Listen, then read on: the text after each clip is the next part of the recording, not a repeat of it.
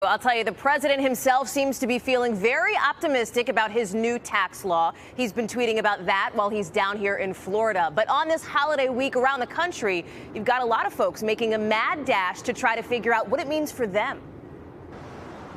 This morning, it's not holiday returns creating these lines. We're just inundated with a lot of people. But tax returns, with the new Republican tax law leaving some folks scrambling, wondering, should I pay next year's property taxes now? The new law limits property tax deduction to just $10,000 in 2018. But homeowners in high-tax cities and states who prepay that bill this year could save money. Others might not. It depends on your personal situation, which means accountants like Matt Meyer are taking more than their fair share of panicked phone calls. It's ridiculous. Tax season started a month early. Best advice? Ask a professional about what the tax changes mean for you. President Trump is hoping they mean good things for the stock market. And as he tweeted, a great year for companies and jobs, as he talks taxes on his working holiday in South Florida.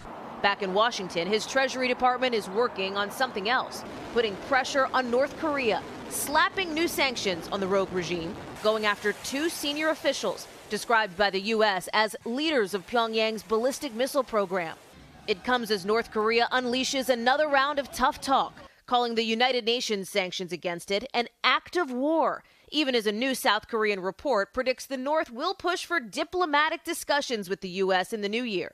While the president's been quiet on Twitter about Kim Jong-un this holiday break, he's been anything but silent when it comes to the FBI, attacking the agency's deputy director. Now, the FBI Agents Association, which helps families in need, says it's seen some 2,000 people donate $140,000 in recent weeks. A spokesman tells NBC that's a significant uptick this month, a month when the agency has come under fire from the president and some lawmakers.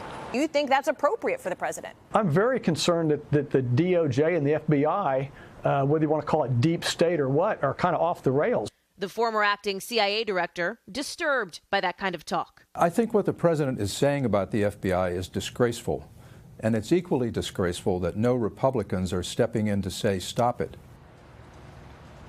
So from a policy perspective, there is plenty on the president's plate when he does get back to Washington in the new year, probably starting with infrastructure. Expect this to be a big push.